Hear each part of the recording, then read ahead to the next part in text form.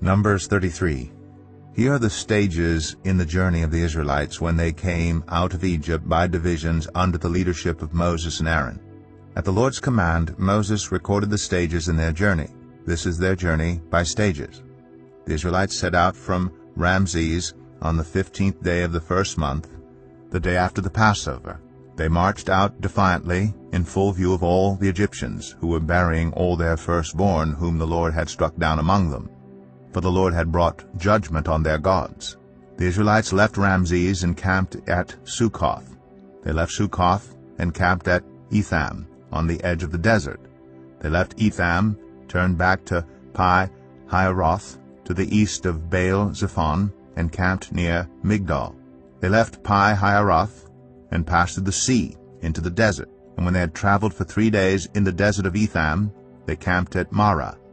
They left Marah and went to Elim, where there were 12 springs and 70 palm trees, and they camped there. They left Elim and camped by the Red Sea. They left the Red Sea and camped in the desert of Sin. They left the desert of Sin and camped at Dophkah. They left Dophkah and camped at Alush. They left Alush and camped at Rephidim, where there was no water for the people to drink. They left Rephidim and camped in the desert of Sinai. They left the desert of Sinai and camped at Kibroth Hattaavah. They left Kibroth Hattaavah and camped at Hazeroth. They left Hazeroth and camped at Rithmah. They left Rithmah and camped at Rimmon Perez. They left Rimmon Perez and camped at Libnah. They left Libnah and camped at Rissah. They left Rissah and camped at Kehelatha. They left Kehelatha and camped at Mount Shepher. They left Mount Shepher and camped at Haradah. They left Haradah and camped at Makheloth. They left Makheloth and camped at Tahath. They left Tahath and camped at Terah. They left Terah and camped at Mithkah. They left Mithkah and camped at Hashmanah. They left Hashmanah and camped at Moseroth. They left Moseroth and camped at Bnei Jacan. They left Bnei Jacan and camped at Hor Haggidgad. They left Hor Haggidgad and camped at Jotbathah. They left Jotbathah and camped at Abrona. They left Abrona and camped at Ezion-Geber. They left Ezion-Geber and camped at Kadesh in the desert of Zin. They left Kadesh and camped at Mount Hor on the border of Edom. At the Lord's command, Aaron the priest went up Mount Hor, where he died on the first day of the 5th month of the 40th year after the Israelites came out of Egypt. Aaron was 123 years old when he died on Mount Hor. The Canaanite king of Arad, who lived in the Negev of Canaan, heard that the Israelites were coming. They left Mount Hor and camped at Zalmanah. They left Zalmanah and camped at Punon. They left Punon and camped at Oboth. They left Oboth and camped at Abarim on the border of Moab. They left Abarim and camped at Dibon-Gad.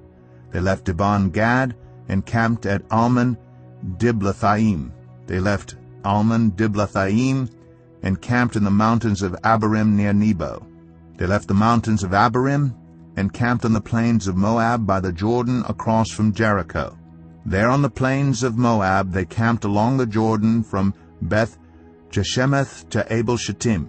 On the plains of Moab by the Jordan across from Jericho the Lord said to Moses, "Speak to the Israelites and say to them, when you cross the Jordan into Canaan, drive out all the inhabitants of the land before you. Destroy all their carved images and their cast idols and demolish all their high places. Take possession of the land and settle in it, for I have given you the land to possess. Distribute the land by lot according to your clans. To a larger group give a larger inheritance, and to a smaller group a smaller one. Whatever falls to them by lot will be theirs. Distribute it according to your ancestral tribes. But if you do not drive out the inhabitants of the land, those you allow to remain will become barbs in your eyes and thorns in your sides. They will give you trouble in the land where you will live. And then I will do to you what I plan to do to them." Proverbs 24, saying 20. Do not envy the wicked, do not desire their company, for their hearts plot violence, and their lips talk about making trouble. Saying 21, By wisdom a house is built, and through understanding it is established. Through knowledge its rooms are filled with rare and beautiful treasures. Saying 22, The wise prevail through great power, and those who have knowledge muster their strength. Surely you need guidance to wage war, and victory is won through many advisers. Saying 23, Wisdom is too high for fools. In the assembly at the gate they must not open their mouths. Saying 24, Whoever plots evil will be known as a schemer. The schemes of folly are sin, and people detest a mocker. Saying 25, If you falter in a time of trouble, how small is your strength? Rescue those being led away to death. Hold back those staggering toward slaughter. If you say, But we knew nothing about this, does not he who weighs the heart perceive it? Does not he who guards your life know it? Will he not repay everyone according to what they have done?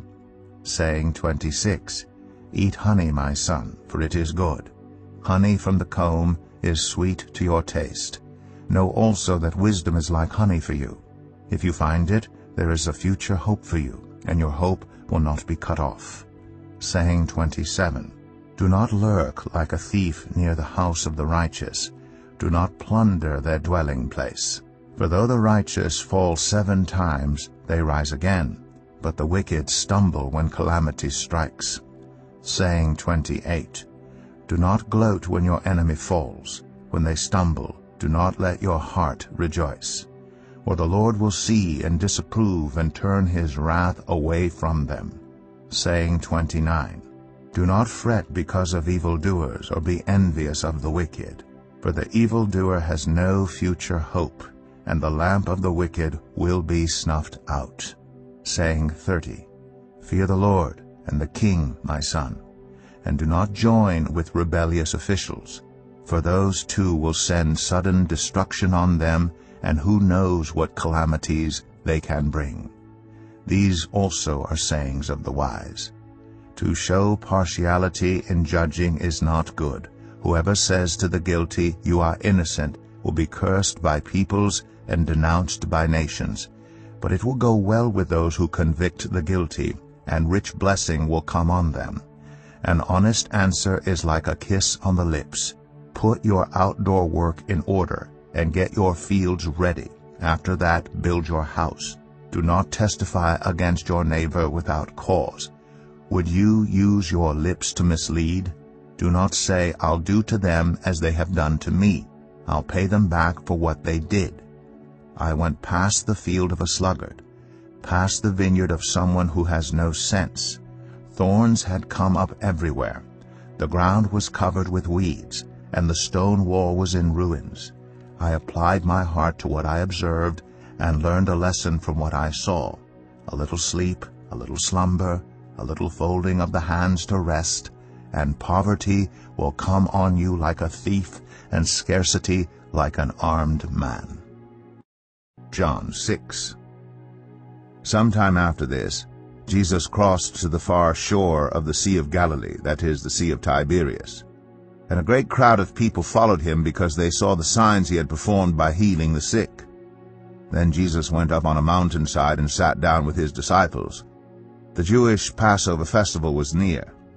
When Jesus looked up and saw a great crowd coming toward him, he said to Philip, Where shall we buy bread for these people to eat? He asked this only to test him, for he already had in mind what he was going to do. Philip answered him, It would take more than half a year's wages to buy enough bread for each one to have a bite. Another of his disciples, Andrew, Simon Peter's brother, spoke up, Here is a boy with 5 small barley loaves and 2 small fish, but how far will they go among so many? Jesus said, Have the people sit down. There was plenty of grass in that place, and they sat down. About 5,000 men were there. Jesus then took the loaves, gave thanks, and distributed to those who were seated as much as they wanted. He did the same with the fish. When they had all had enough to eat, he said to his disciples, gather the pieces that are left over. Let nothing be wasted." So they gathered them and filled 12 baskets with the pieces of the 5 barley loaves left over by those who had eaten. After the people saw the sign Jesus performed, they began to say, "Surely this is the prophet who is to come into the world." Jesus, knowing that they intended to come and make him king by force, withdrew again to a mountain by himself. When evening came, his disciples went down to the lake, where they got into a boat and set off across the lake for Capernaum. By now it was dark, and Jesus had not yet joined them. A strong wind was blowing, and the waters grew rough. When they had rowed about 3 or 4 miles, they saw Jesus approaching the boat, walking on the water, and they were frightened. But he said to them, "It is I, don't be afraid." Then they were willing to take him into the boat, and immediately the boat reached the shore where they were heading. The next day, the crowd that had stayed on the opposite shore of the lake realized that only one boat had been there, and that Jesus had not entered it with his disciples, but that they had gone away alone. Then some boats from Tiberias landed near the place where the people had eaten the bread after the Lord had given thanks. Once the crowd realized that neither Jesus nor his disciples were there, they got into the boats and went to Capernaum in search of Jesus. When they found him on the other side of the lake, they asked him, "Rabbi, when did you get here?" Jesus answered, "Very truly I tell you, you are looking for me, not because you saw the signs I performed, but because you ate the loaves and had your fill. Do not work for food that spoils, but for food that endures to eternal life, which the Son of Man will give you. For on him God the Father has placed his seal of approval." Then they asked him, "What must we do to do the works God requires?" Jesus answered, "The work of God is this, to believe in the one he has sent." So they asked him, "What sign then will you give that we may see it and believe you? What will you do? Our ancestors ate the manna in the wilderness, as it is written, He gave them bread from heaven to eat." Jesus said to them, "Very truly I tell you, it is not Moses who has given you the bread from heaven, but it is my Father who gives you the true bread from heaven. For the bread of God is the bread that comes down from heaven and gives life to the world." "Sir," they said, "always give us this bread." Then Jesus declared, "I am the bread of life. Whoever comes to me will never go hungry, and whoever believes in me will never be thirsty. But as I told you, you have seen me, and still you do not believe. All those the Father gives me will come to me, and whoever comes to me I will never drive away. For I have come down from heaven not to do my will, but to do the will of him who sent me. And this is the will of him who sent me, that I shall lose none of all those he has given me, but raise them up at the last day. For my Father's will is that everyone who looks to the Son and believes in him shall have eternal life, and I will raise them up at the last day." At this the Jews there began to grumble about him, because he said, "I am the bread that came down from heaven."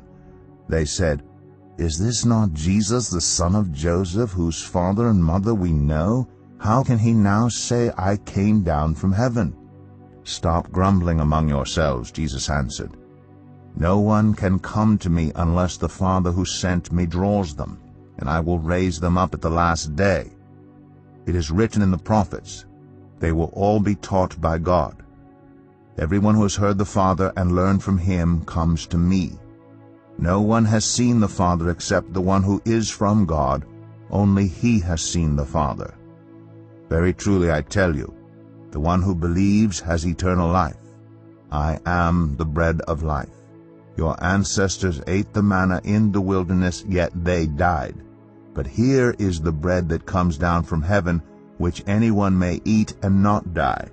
I am the living bread that came down from heaven. Whoever eats this bread will live forever. This bread is my flesh, which I will give for the life of the world."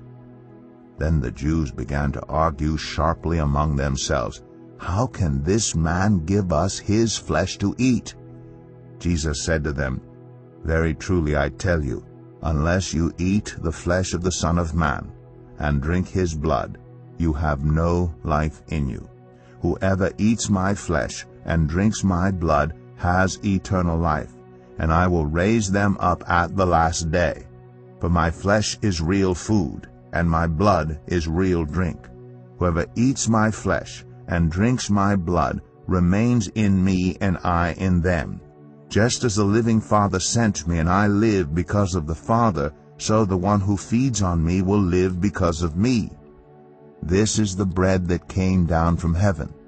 Your ancestors ate manna and died, but whoever feeds on this bread will live forever.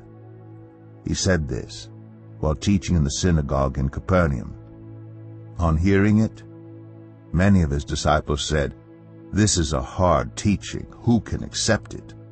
Aware that his disciples were grumbling about this, Jesus said to them, "Does this offend you?